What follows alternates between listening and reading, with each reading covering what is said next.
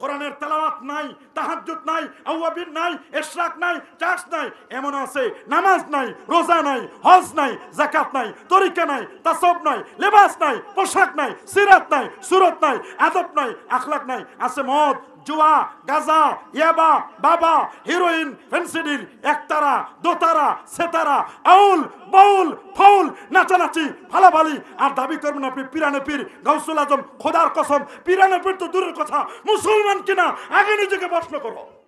শ্রীকোটের জমিন থেকে আল্লাহর ওলিরা সেখানে দিন প্রচার করেছেন, জামিয়া আহমদিয়া করেছেন, গাউসিয়া কমিটি করেছেন, যারা কঠিন মুহূর্তে করোনার সময়ে গাউসিয়া কমিটি দিনের খেদমত করে গেছেন। যখন বাবাকে রেখে চলে গেছে, মাকে রেখে চলে গেছে, গাউসিয়া কমিটির যুবকরা এসে, সদস্যরা এসে লাশ দাফন করার চেষ্টা করেছে। কত রিস্ক নিয়ে, আল্লাহু আকবার।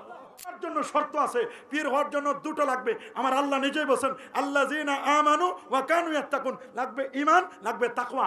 আকীদা ঠিক, অন্তরে তাকওয়া আছে। তাকওয়া এবং আকীদা দুইটা জিনিস যদি কারোর মধ্যে থাকে, উনি হক্কানি আল্লাহর ওলি।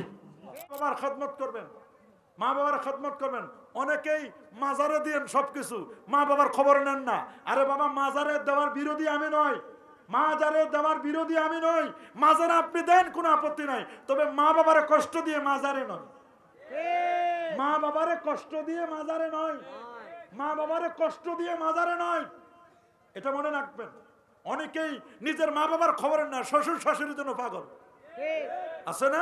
নিজের মারে বলে বুড়ি, বাবারে বলে বুড়া, আর নিজের শ্বশুর শাশুড়ি বলে আব্বু 4 আলিফ টান দে, আম্মু 5 আলিফ টান দে। আরে তোমার মা যে এত কষ্ট করলো, তোমার মায়ের খবর নিল না, বাবার খবর নিল না, ভূমিকম্প হবে না তো কি হবে? এই জন্য তো ভূমিকম্প, আপদ বিপদ কেন আসে? সব তো আমাদের হাতের কামাই। সাবধান, এগুলো করবেন না। যুবকরা মাহফিল শোনার জন্য পাগল পারা, মাজারে যাওয়ার জন্য পাগল পারা, কিন্তু যদি বলি বাবা ফজর পড়েছে, বলে ফজর কেন হুজুর? এক ওয়াক্তই পড়িনি। নামাজ পড়বে না। মাহফিলের চেয়ে সবচেয়ে বড় দামি তো নামাজ। কথা বলেন না? নামাজ, নামাজ, নামাজ। ঈমান আকীদাকে মজবুত করো। আমলের ত্রুটি থাকতে পারে, আকীদাকে মজবুত করতে হবে। আল্লাহ নবী 13 বছর আকীদার দাওয়াত দিয়েছেন। কয় বছর? 13টা বছর মক্কায় আকীদার দাওয়াত দিয়েছেন। শেষ দিকে নামাজ ফরজ হয়েছে সংক্ষিপ্ত আকারে, মদিনা শরীফে গিয়ে নামাজ ফরজ হয়েছে বিস্তারিত মাসলা মাসাইল সহ। তাহলে মক্কায় তো খালি আকীদার দাওয়াত দিলেন। এই জন্য আকীদা ঠিক করেন। আকীদা যার ঠিক, আমলে ত্রুটি থাকলেও টুডিও টুমরে ঠেলা খাইয়া, কিছু বাড়ি টাড়ি খাইয়া সোজা হয়ে তারপর টুডিও টুমরো একদিন না একদিন সে জান্নাতে যাবে। কিন্তু আকীদা যদি এই হয়, নবী মরে পচে গলে শেষ, নবী শাফাআত করতে পারবে না। এইরকম আকীদা যদি হয়, তাহলে আমল বুড়ি বুড়ি করলেও কোনো কাজ হবে না। আকীদাকে মজবুত করুন। আকীদাকে কি মজবুত করুন। কোন পীর ওলির মাজারে সেজদা চলবে না। কি বলেন? মাজারে সেজদা দেওয়া যাবে? মাজারে সেজদা দেওয়া যাবে? এই কপালটা একমাত্র আল্লাহর জন্য। আল্লাহ ছাড়া অন্য কারো সামনে কপাল নত করা যাবে না। সাবধান, সেজদা চলবে না। এই কপালটা একমাত্র আল্লাহর জন্য। মাজার হবে জিয়ারত গা, মাজার হবে জিয়ারত। বলেন মাজারে কি হবে? জিয়ারত। সূরা ফাতিহা 3 বার, সূরা ইখলাস 10 বার, 11 বার দরুদ শরীফ। কবর ছুবেন না আপনি। কবরে আপনি মাটি নেওয়া যাবে না। কবরে গিয়ে আপনি সোজা দাঁড়াবেন, সেখানে আপনি গিয়ে জিয়ারত করবেন শুধু। আপনি কবরে গিয়ে যদি সেজদা দেন, তাহলে আপনার ঈমান হারা হওয়ার সম্ভাবনা। মানে এই কপালটা একমাত্র কার জন্য? আল্লাহর জন্য। কবরে টাকা দেওয়া জায়েজ নাই।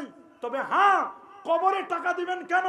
এই টাকা তো কবরওয়ালার লাগে না, কবরে চলবে না। এই টাকা তো আলমে বরজখে চলে না, মাটির নিচে 3.5 হাত কবরে চলে না। হ্যাঁ, টাকা দিবেন কারে? টাকা দিবেন যদি কবরের মাজারের পাশে কোনো মাদ্রাসা থাকে, এতিমখানা থাকে, লিল্লাবনি থাকে, কোনো মুসাফির থাকে, মুসাফিরের জন্য টাকা। যারা মুসাফির, যাদের ঘর নাই, বাড়ি নাই, থাকতে পারে না, খেতে পারে না, তাদের জন্য আপনি দান করতে পারবেন, সদকা করতে পারবেন। আর ওটা যদি সদকা হয়, মাজারের মুতাওয়াল্লি যদি বড়লোক হয়, মাজারের মুতাওয়াল্লি তা খেতে পারবেন না, ঝোলও খাইতে পারবে না মুরগির। সদকার জিনিস কি অন্য কেউ খাইতে পারে? বলেন না। সৎকার জিনিস অন্য কেউ খাইতে পারে? বড়লোক খাইতে পারবে? সৎকার জিনিস এটা শুধুমাত্র যাদের উপর যাকাত খাইতে পারেন, ফিতরা খাইতে পারেন, তারাই কেবলমাত্র কি খাইতে পারে? সদাকার মাল খাইতে পারে। সৎকার মাল আপনি যেমন একটু ঝোল খাবো, ঝোলও খাইতে পারবেন না, কিছুই খাইতে পারবেন না। সদাকা তো সদাকা।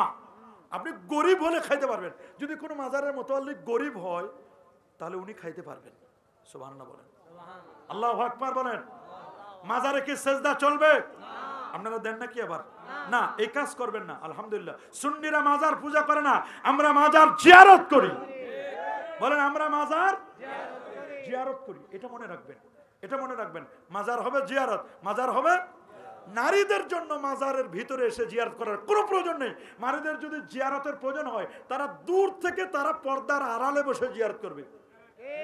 নারীদের জন্য নবীজি অনুৎসাহিত করছেন, লানা যাওয়ারাতিল কুবুর, অনুৎসাহিত করছেন। কিন্তু আল্লাহ নবী বলেন, একান্ত যদি কবর জিয়ারত করার প্রয়োজন হয়, কুনতু নাহাইতু আন জিয়ারাতিল কুবুর আলান ফাজুরহা ফাইন্নাহা তুযাক্কিরুল মাউত ওয়া তুযাক্কিরুল মাউত তুযাহিদু আনিদ দুনিয়া।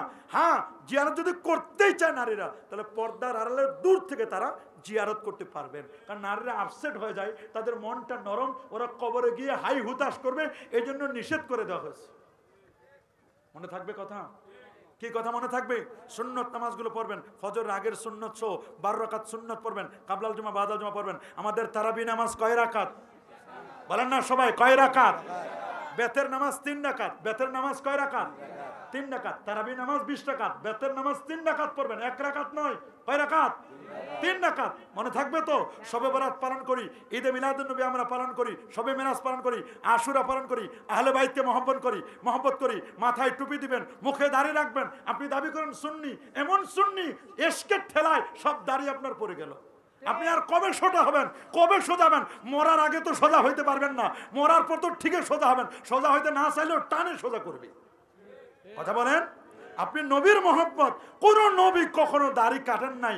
দাড়ি কাটা ছাটা সম্পূর্ণরূপে হারাম। বলেন, দাড়ি কাটা ছাটা সম্পূর্ণরূপে কি? অনেকে ভুলে হয়তো বা কেটে ফেলেছেন যে হুজুর আমার তো এখনো বয়স হয় নাই। আর কবে বয়স হবে? মরার পর তো দাড়ি রাখলে কাজ হবে না, আর মরার পর দাড়ি উঠবেও না। উঠবে নাকি? পুরুষের জন্য দাড়ি, মেয়ের মুখে তো আল্লাহ দাড়ি দেয় না, দিছে।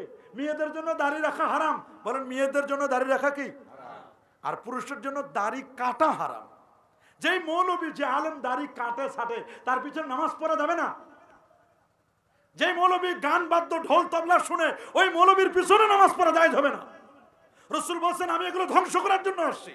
আর আপনি যদি এগুলো বাজান, আর যদি মনে করেন যে না এটার নাম আহলে সুন্নাহ ওয়াল জামাত, তাহলে আহলে সুন্নাহ ওয়াল জামাত সিটি গোল মার্কা আহলে সুন্নাহ ওয়াল জামাত, এটা মার্কায় আহলে সুন্নাহ ওয়াল জামাত, অরিজিনাল আহলে সুন্নাহ ওয়াল জামাত নয়।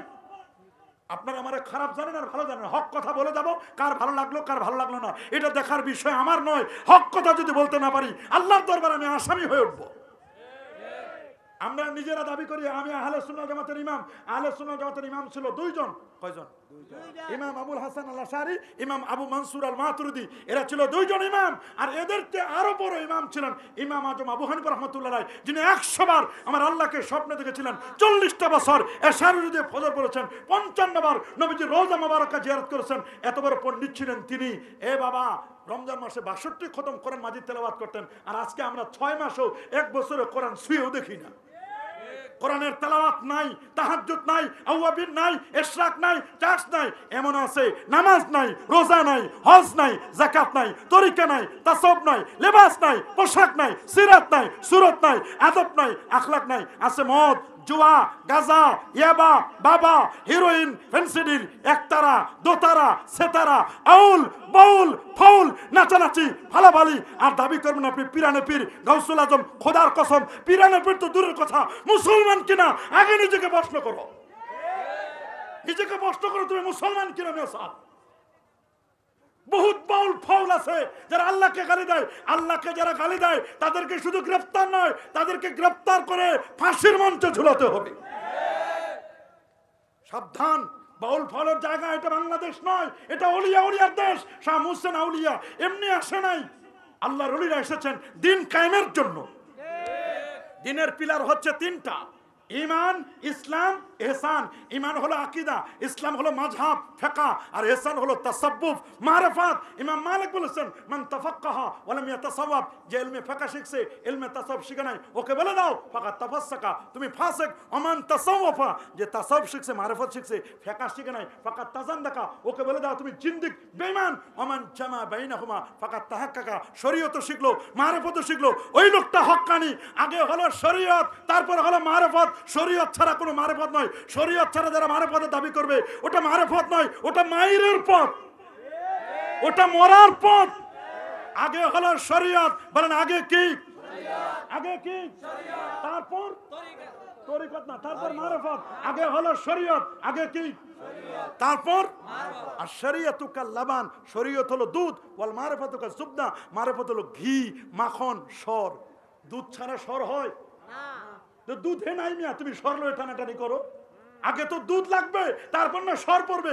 আগে তো শরীয়ত, তারপর না মারিফত। তুমি 5 ওয়াক্ত নামাজের 1 ওয়াক্ত পড়লা না, আর তুমি দাবি করবা পীরানে পীর। তুমি মাজারের খাদেম, মাজারের খাদেম তুমি হতে পারো, কিন্তু তুমি পীর না। তুমি পীর জাদা হইতে পারো, কিন্তু তুমি পীর না। তুমি তরিকা নাই কিছু তোমার মধ্যে। তরিকা যদি তুমি চর্চা করতে চাও, বাংলাদেশে এরকম লাখ লাখ পীর জাদা আছে।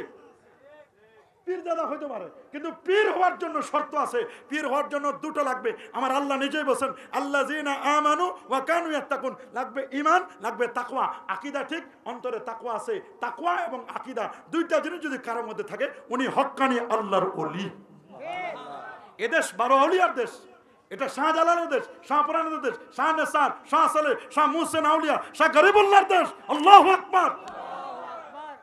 শ্রীকোটের জমিন থেকে আল্লাহর ওলিরা এসে এখানে দিন প্রচার করেছেন, জামিয়া আহমদিয়া করেছেন, গাউসিয়া কমিটি করেছেন। যারা কঠিন মুহূর্তে করোনার সময়ে গাউসিয়া কমিটি দিনের খেদমত করে গেছেন। ছেলে যখন বাবাকে রেখে চলে গেছে, মাকে রেখে চলে গেছে, গাউসিয়া কমিটির যুবকরা এসে, সদস্যরা এসে লাশ দাফন করার চেষ্টা করেছে। কত রিস্ক নিয়ে। আল্লাহু আকবার। কারো অবদানকে ছোট করে দেখবার সুযোগ নেই।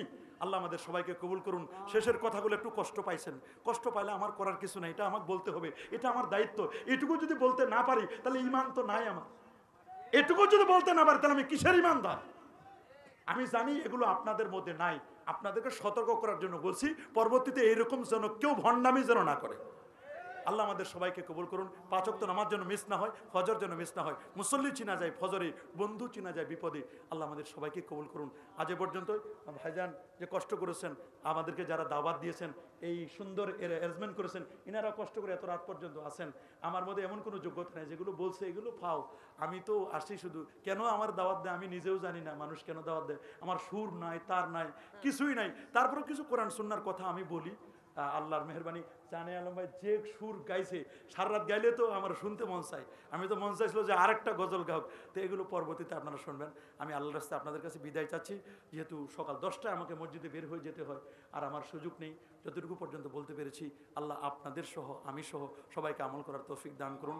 আল্লাহ সবাইকে কবুল করুন। আল্লাহ আমাদের সবাইকে হেফাজত করুন। আল্লাহর ওলির দোয়া এবং ফায়েজ তাওয়াজ্জুহ যেন আমরা নিতে পারি, সবাই যেন লাভ করতে পারি। আল্লাহ কবুল করুন। মাজারের দায়িত্বশীল যারা আছেন, আল্লাহ তাদেরকে সঠিক পথে চলবার, আহলে সুন্নাহ জামাতের পথে চলবার, সিরাতে মুস্তাকিমের পথে চলবার আল্লাহ তৌফিক দান করুন। এলাকায় যেন বেপরদাগিরি, বেহায়াপনা না থাকে। পর্দানশীল মা বোনেরা পর্দায় থেকে যেন দিন চর্চা করতে পারেন। আল্লাহ কবুল করুন। আজ এ পর্যন্ত। আসসালামু আলাইকুম ওয়া রাহমাতুল্লাহি ওয়া বারাকাতুহু।